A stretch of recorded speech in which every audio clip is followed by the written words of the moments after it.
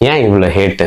Win பண்ணுறதுக்கு முன்னாடியும் நிறைய ஹேட்டு. அது என்ன சொன்னாங்கன்னா தற்குறி தற்குறின்னு சொல்லி அப்படியே அந்த ஒரு பிம்பத்தை மெயின்டைன் பண்ணாங்க.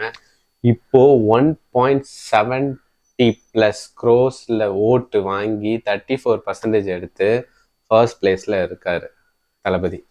இப்போ வந்துட்டு தற்கூரின்னு சொல்லலை, அதுக்கு பதிலாக இவங்க வந்து இவ்வளோ ஓட்டு வாங்கி வின் பண்ணது காரணம் வந்து சினிமா மோகம். சினிமா மோகத்தினால தான் இவங்களுக்கு இவ்வளோ ஓட்டு வந்திருக்கு, இவர் வந்து வின் பண்ணியிருக்கிறாரு. ஏன் நாங்கள் நேற்று சினிமா பார்த்துட்டு இன்னைக்கு வந்து ஓட்டு போட்டோமா? இல்லை சினிமா பார்த்துட்டு இது என்ன சினிமாவா, இந்த படம் நல்லா இருக்கு போய் பாருங்க அப்படின்னு அனுப்புனதுக்கு. காசு வாங்கிட்டு ஓட்டு போடும்போது அது உங்களுக்கு எதுவுமே தெரியல, சும்மா அப்படியே விட்டுறது. இப்போ இவ்வளோ ஓட்டு வாங்கி 34%, அதுவும் ஃபஸ்ட்டு ஸ்டார்ட் பண்ணி 2 இயர்ஸில் வின் பண்ணியிருக்காருன்றதை யாராலையும் அக்செப்ட் பண்ண முடியல. அதுதான் இப்போ பிரச்சனையே. அதை என்னென்னலாம் சொல்லலாம் அப்படின்ட்டு உடனே அம்பேத்கர் ஃபோட்டோவை போட்டு அதுக்கு ஒரு பேராகிராஃபை போட்டு ஒரு ஸ்டேட்டஸ் வைக்கிறாங்க. இல்லை அப்படின்னா இந்த எலெக்ஷன் வந்து சினிமா முகத்தினால வந்துருச்சு, கட்சியோட கொள்கை என்ன, கோட்பாடு என்ன, அதெல்லாம் தெரியாத ஒரு கட்சி வந்து எப்படி ஜெயிக்க முடியும், காரணம் சினிமா முகம் அப்படின்ட்டு ஒன்று போட்டு போஸ்ட்டை போட்டு ஸ்டோரியை போட்டு இன்ஸ்டாவில் போட்டு அதை போட்டு ஸ்டேட்டஸை போட்டு போட்டுக்கிறாங்க. இல்லை நான் வந்து இதெல்லாம் ஷோ பண்ணிட்டு இருக்கேன், இவங்க தளபதி வந்து என்ன பண்ணிட்டு இருந்தாரு அப்படின்னு. அவர் என்ன ஒன்லி படம் நடிச்சுன்னுட்டு நெக்ஸ்ட் டே வந்து ஓகே நான் புதுசாக ஒரு கட்சியை ஸ்டார்ட் பண்ணுறேன், நீங்களாம் வந்து எனக்கு ஓட்டு போடுங்க அப்படின்னு சொன்னாரா? இல்லை 1,70,00,000 பேர் ஓட்டு போட்டிருக்காங்க, அவங்களாம் என்ன சும்மா ஓகே வாவ் படத்தை பார்த்து அவ்வளோ பேரும் படம் பார்த்து போட்டாங்களா? இன்னொரு சைடு என்ன சொல்கிறாங்கன்னா இந்த குழந்தைங்கலாம் வந்து இன்ஃப்ளூயன்ஸ் பண்ணி வீட்டில் ஓட்டு போட வச்சுட்டாங்க, இவ்வளோ பேரும் அப்படியே போட்டிருப்பாங்க. ஏன்னா நான் வந்து மேரிட் தான், ஆனால் என்ன குழந்தைலாம் இல்லையா, எனக்கு குழந்தை சொல்லி தான் நான் ஓட்டு போட்டேன்னா? ஏதாவது ஒன்று சொல்லி அவரோட விக்டரி, அவர் ஜெயிச்சது வந்து நம்ம ஏன் அக்செப்ட் பண்ண முடியல?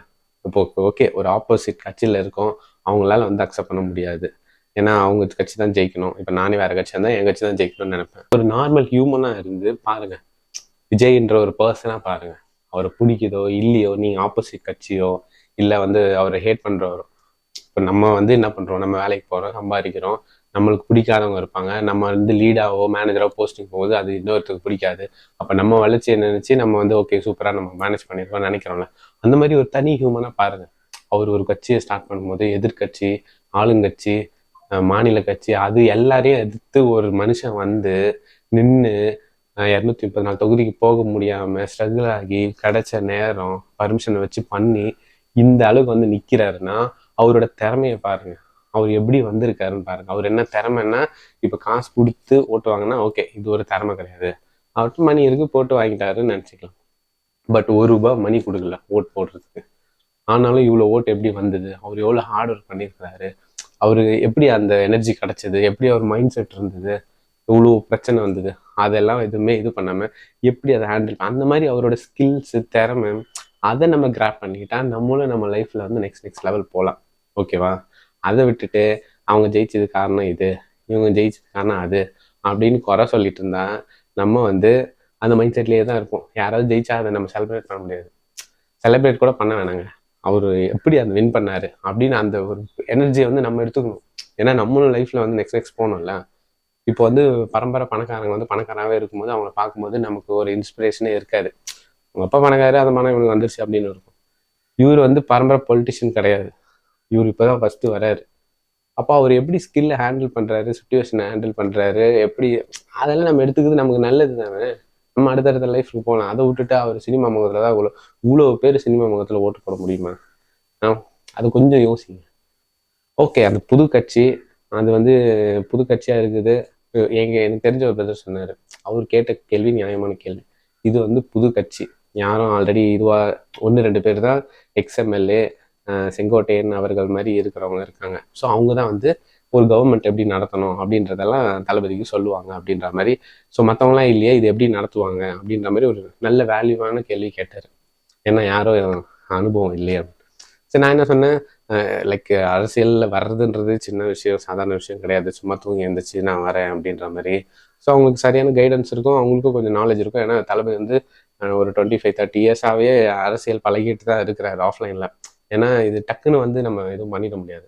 இப்போ ஒரு கட்சியில் வேணால் நம்ம போய் சேர்ந்துடலாம், ஆளுங்கட்சியாக இருக்கிறதோ அதில் போய் நம்ம ஒரு இது மெம்பராக ஜாயின் பண்ணிட்டு ஒரு எம்எல்ஏவோ எம்பியோ வாங்கிட்டு போயிடலாம். அது வந்து பிரச்சனை கிடையாது. அதாவது எக்ஸ்பீரியன்ஸ் வேணும் அப்படிலாம் இல்லை, ஏன்னா அங்கே இருக்கிறவங்க சொல்லிக் கொடுப்பாங்க. ஒரு சிஎம் கேண்டிடேட்டாக நிற்கிறோம் அப்படின்னா கண்டிப்பாக அவர் கோத்ரூ பண்ணியிருப்பார், படிச்சிருப்பாரு, நாலேஜ் வாங்கியிருப்பாரு எல்லார்ட்டேருந்தும். ஸோ அது வந்து கண்டிப்பாக அவருக்கு ஹெல்ப்ஃபுல்லாக இருக்கும். சும்மா ப்ரெஷர் மாதிரிலாம் இருக்க மாட்டாங்க. இப்படி ஒரு கேள்வி கேட்டது ஒரு வேல்யூவாக இருந்தது. இந்த மாதிரி வேல்யூபிளாக கேள்வி கேட்டால் நம்ம லைஃப் இம்ப்ரூவ் ஆகும், நம்ம மைண்டும் கிளியராக இருக்கும், டாக்ஸிக்காக இருக்காது. இவங்க வந்து அரசியல் தெரியாது, தற்கொலை, இப்போ தற்கொலை சொல்லாமல் சினிமா முகத்தில் வின் பண்ணிட்டாங்க அப்படின்னு. எதிர்கட்சியாக இருக்கிற டிஎம்கேவே அவங்க லீடர்ஸே சொல்கிறாங்க, ஓகே மக்கள் தீர்ப்புக்கு நாங்கள் தலை வணங்குகிறோம் அப்படின்னு. இந்த மாதிரி அவர் வெக்டரியை வந்து அட்ஜஸ்ட் பண்ண முடியாமல், அக்செப்ட் பண்ண முடியாதவங்க தான் சினிமா முகத்தில் ஜெயிச்சிட்டாங்க அது இதுன்னு போட்டு பேசி அவங்களே சாட்டிஸ்ஃபை பண்ணிக்கிறாங்க. ஸோ அப்படி இருக்காதீங்க. ஏன்னா நமக்கும் நிறைய பிரச்சனை இருக்கும். அதை ஹேண்டில் பண்ணி நம்ம பிகம் சக்ஸஸ்ஃபுல், நம்ம ஒரு சக்ஸஸ்ஃபுல் பர்சனாக மாறணும், வளரணும். அதை வந்து நம்ம ஒரு பாசிட்டிவ் எனர்ஜி, நம்மளை சுற்றி ஒரு எனர்ஜி இருந்தால் தான் நம்ம பண்ண முடியும். அந்த எனர்ஜி இருக்கணும்னா ஃபஸ்ட்டு நம்ம மைண்டு கிளியராக இருக்கணும், நம்ம வந்து ஒரு பாசிட்டிவ் நோட்டில் இருக்கணும். அந்த மாதிரி நீங்கள் பாருங்கள். வின் பண்ணது அக்செப்ட் பண்ண முடியலன்னா சைலண்டாக விட்டுருங்க. உங்களுக்கு நிறைய வேலை இருக்கும், அதை பாருங்கள். அதை விட்டுட்டு சினிமா முகத்தில் வின் பண்ணிட்டாரு, அவ்வளோதான், ஓட்டு போட்டவங்களாம் வேஸ்ட்டு. ஏங்க 1,70,00,000 ப்ளஸ் இருக்கிற மக்கள் ஓட்டு போட்டது வேஸ்ட்டா? அவங்க யாருக்குமே அறிவே இருக்காதா? கொஞ்சமாச்சும் விட்டுருங்க. பாலிடிக்ஸ் முடிஞ்சிருச்சு, எலெக்ஷனும் முடிஞ்சிருச்சு, அவர் ஜெயிச்சிட்டாரு. இப்போ அடுத்து வந்து அந்த இது 118க்கு என்ன பிளானோ அதை பண்ணுவாங்க. அதை அடுத்தடுத்து போட்டோம், நம்ம வேலையை பார்ப்போம். Okay, cool. ஸோ நான் வந்து விலாக் வீடியோ தான் போடுவேன். இதை வந்து ஷேர் பண்ணணுன்றதுனால இந்த வீடியோ நான் எடுத்திருக்கேன். Okay, cool. நெக்ஸ்ட் வீடியோவில் பார்க்கலாம். பாய்.